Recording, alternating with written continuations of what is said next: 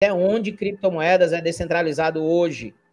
Tá? Aí tem uma pergunta no chat aí do Adriano, né? Eu acho que é o Adriano. Perguntou, mas como é que o governo vai saber quanto é que eu tenho investido no mercado cripto?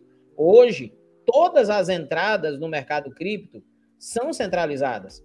Seja corretora, seja via P2P, seja via essas empresas que trabalham com Pix. O cara, eu já expliquei isso no canal. No meu canal tem um vídeo falando só sobre isso. Se você usa Pix, você está declarando para a Receita Federal, para o Banco Central, que você comprou criptomoeda. Nem que você tenha só mandado R$200 para uma corretora. E você acabou de se autodeclarar. Ah, eu não declaro cripto porque o governo não vai saber. Coitado, você usou o Pix para mandar para Binance, para Bybit, para Max, para OKEx, para qualquer canto. Você usou o Pix, você está lascado. Então, assim, não tem mais descentralização no mercado cripto, pelo menos daquela forma romântica que a gente dizia antes no passado, né? Quando começou esse papo. Hoje não existe mais. O que existe são mecanismos que a gente tem dentro do DeFi, que a gente pode utilizar, por exemplo, um modelo parecido com o Tornado Cash, fazer uma mistura de carteiras, utilizar diversas carteiras, utilizar movimentação de cripto para alguns lugares, usar um farm, usar um stake, usar uma piscina, jogar para uma V2, para uma V3, e aí você tem mecanismos que você começa a dificultar o rastreio dessa cripto, mas a entrada dela no sistema e a saída dela do sistema é centralizada. O que eu acredito que a gente tem que aprender? A gente tem que aprender a trabalhar com um relatório. Sabe aquela história do regulamento debaixo do braço? Que o time entra no campo sabendo o que tem que fazer? Se ele pode perder de um, ele vai perder de um. Se ele pode ganhar de dois, ele pode ganhar de dois. É isso que a gente tem que fazer, cara. Se eu tenho hoje 50 pau, é meu limite. O meu limite é 6 pau. Meu amigo, não me interessa se eu tenho 1 bilhão na minha carteira lá. Você falar de pau aí, a minha quinta série aflorece aqui na hora. Na hora. Pois é. Mas, eu Rafaela, adoro você Rafaela, de quinta série. Eu mas, discordo Rafaela, do Paulo. Isso que eu ia falar. Você balançou a cabeça e falei, caraca, lá vem coisa boa. Rafaela, vai. Vamos lá. Não, eu concordo em partes, mas discordo, tá? A rampa de acesso realmente ela tá muito estreita. Então, praticamente, acho que 95% das formas de entrada são centralizadas, né? E também aí a gente vai tratar de criptos que são empresas, que já são centralizadas. Mas, enfim, vamos falar só de formas de acesso, tá? Existem algumas formas de acesso que elas descentralizam de certa forma, tá? Então, a gente ainda tem acesso a dinheiro físico, por exemplo, né? A gente ainda faz depósito em caixa eletrônico, a gente ainda faz depósito na boca do caixa, principalmente quando são valores muito grandes, né? E existem algumas constituições de empresa, principalmente fora do Brasil e em alguns lugares específicos, tá? Que não possuem esse acordo com o Brasil, né? Aí a gente já está falando de direito internacional. Então, a constituição dessas empresas em determinados lugares, determinados países, se você constituir uma empresa lá que presta esse tipo de serviço, né?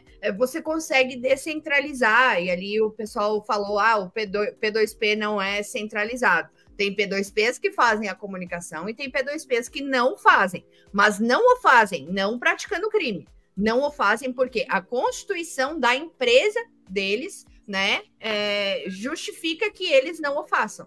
E não tem nada de legal nisso. É só a constituição da empresa. Tecnicamente seria uma empresa até em El porque Salvador? existem P2Ps ao redor do mundo, né? E nem todos são brasileiros. Então, é possível fazer sim. Obviamente que compra com P2P exige uma confiabilidade. Por favor, não acredite em ninguém que te manda mensagem, né?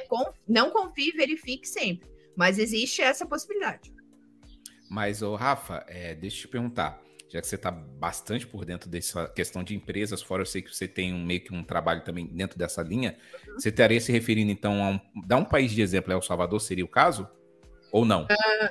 El Salvador, não tanto.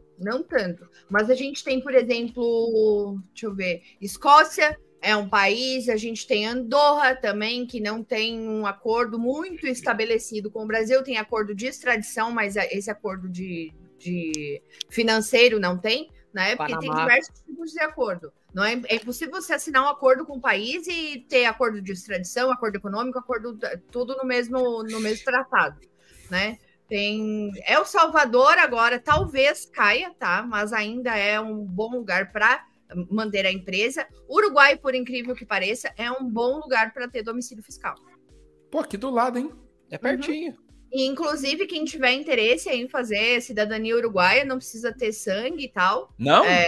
Toda essa coisa, não. Eu tenho. Tamo junto, ADM. Os negão vai pro Uruguai. A gente tem cara de uruguaio, mano. Só não pode fazer igual o Ronaldinho Gaúcho lá no Paraguai, né? Chegar lá com nome diferente, né? Não, e é um processo totalmente legal. Obviamente, você vai mexer com embaixada, vai mandar a sua documentação. Rafaela faz. Quem tiver interesse, estamos aí.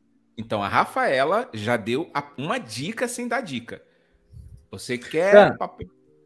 Mas nessa linha do que ela tá falando aí, completando isso, eu acho que essa lei é um desincentivo gigantesco no Brasil. Porque, pô, imagina, eu tenho uma empresa qualquer que queria desenvolver qualquer solução em cripto. Pô, não vou pro Brasil, 22,5%. Porque isso vai chegar na empresa, ou então vai obrigar a empresa a falar quem é o usuário. Gente, já começou, hein? Derrubaram ele. O ADM tá que não passa uma agulha. Gente... Ou as galinhas atacaram ele lá, né? As galinhas, não foi o Xandão, não. Foi eu que apertei aqui sem querer mesmo, gente. Comer o fio da internet. Cara, é o que eu tava falando.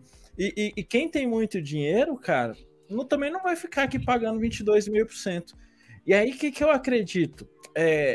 Alguns países vão ver nisso uma oportunidade. E já existe alguns países fazendo isso. Falando, olha, pode trazer suas criptos que eu não vou tributar suas criptos. E aí, como é que você impede o cara que, cara, não é um negócio tipo assim, nossa, lucrei 1 milhão aqui, amanhã a Polícia Federal tá na tua porta. O imposto de renda é anual. O cara vai juntar, vai se organizar aqui, vai vender as coisas dele, vai colocar tudo na ledger dele, vai pôr no bolso e vai morar em Dubai, cara. Ele vai morar em El Salvador, Uruguai.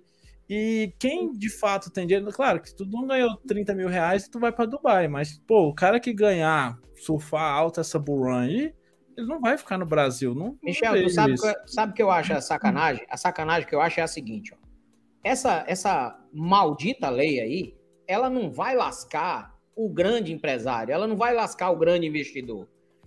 Sobra... O grande investidor é como a Rafaela falou, o cara tem bons contadores, o cara tem condição de contratar o Michel, tem condição de contratar as empresas especializadas do mercado para desenvolver uma estratégia de investimento, tudo legalizado, bonitinho e tal, e ele tem condição. Isso aí eles já sabem como é que funciona, né? Exato. Isso aí lasca é o pequeno investidor, é o cara que está com a gente todo dia, o cara que quer mudar de vida, o cara que quer mudar a realidade dele. Quer dizer, o cara vai continuar escravo desse maldito sistema que a gente tem, essa política desgraçada que a gente tem no Brasil e em vários países da América do Sul. O cara vai continuar um otário sendo manipulado pelo sistema, pelo governo, pelos políticos, e a porta de saída do cara, que era criptomoeda, ele agora vai viver escravo, sustentando vagabundo no governo. Calma. O cara vive... Ô, Walter, o que a gente conversou antes da live, Walter? Beleza. Calma, Walter. Olha o seu coração. Olha o seu coraçãozinho. Tá bom. Desculpa aí. Não, então, pessoal, é porque eles estão, na verdade, eles estão legislando para muitas coisas que eles mesmos fazem. Porque assim, a gente tá eles estão mexendo com... Eles são investidores também, né? Burro seria quem ganhasse 40 mil por mês e não tirasse uma parcela disso para investimento. Então eles têm os mecanismos deles e eles mesmos fazem conta. Então, eu acho que eles não vão fazer uma lei tão assim que não permita uma brecha ou outra. Bons advogados sempre vão encontrar isso. E a gente vai ter que descobrir essas brechas, então. Sim. A gente estuda 5 anos só para encontrar brecha nas coisas. O pessoal que está assistindo a live, eu faço isso, mas eu vou dizer aqui ao vivo e a cores. Façam a mentoria do ADM. Nunca foi tão necessário você aprender DeFi. Façam a mentoria do ADM. Depois que vocês fizerem a mentoria do ADM, se um dia vocês quiserem fazer a minha, amém. Mas façam a do ADM, porque ele vai fazer agora em setembro, tá? Não sejam trouxas. Eu vou dizer de novo. Não vou usar mais palavras como você pediu, ADM.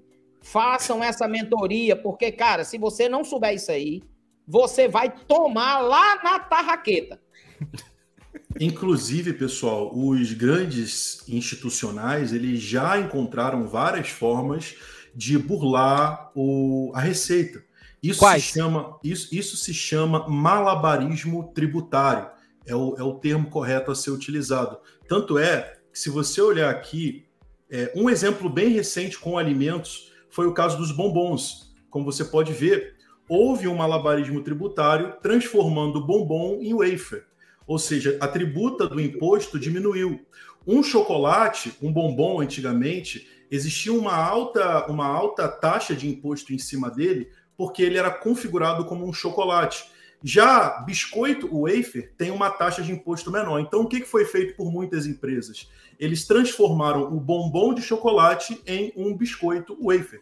Então, aquele bombom, Garoto, Prestígio, qualquer um que você compra, não é mais um bombom, é um wafer. Então, apenas essa mudança de nome fez com que eles fizessem uma proteção de gastar milhões só mudando o nome. Então, esse termo que é dado é o malabarismo tributário. E, cara, tem várias formas de você colocar malabarismo tributário, não apenas em alimentos, mas em outros assuntos também. E é sobre isso que a gente vai estar falando mais ao longo dessa live. Inclusive, quem não deixou o like, já deixa o like aí. Já estamos com 222 pessoas ao vivo e quase 300 pessoas somando todos os canais. E, cara, isso aqui é um exemplo com comida. É um exemplo bobo. É muito bobo. Uma troca de nome fez com que eles poupassem, economizassem milhões de reais, né? Cripto. E sabe o que vai acontecer? Cripto com picolé, então. Me ajudem. Sabe o que vai acontecer, cara? Vão surgir ferramentas que a gente ainda não conhece. Vou dar um exemplo bobo aqui. Imagina só um protocolo DeFi que você vai fazer um farm qualquer, só que o resultado dessa liquidez vai ficar pingando numa outra carteira que você escolher. Pronto, você já...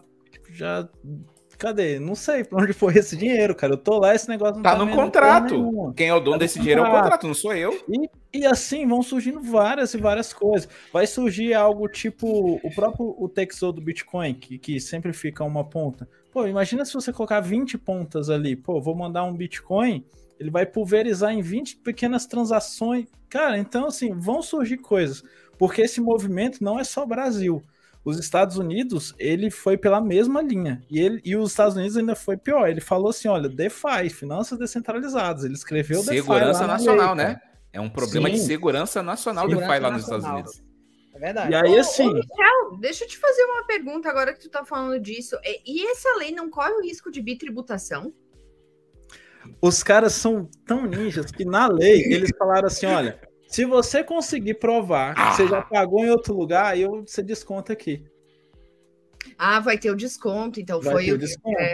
Eles previram 2 descontos. Esse, paguei imposto em outro lugar, e no desconto do prejuízo. Eles deixaram... Cara, foi o único ponto sóbrio da lei, que ela falou, cara, você tem prejuízo, você pode abater o seu prejuízo.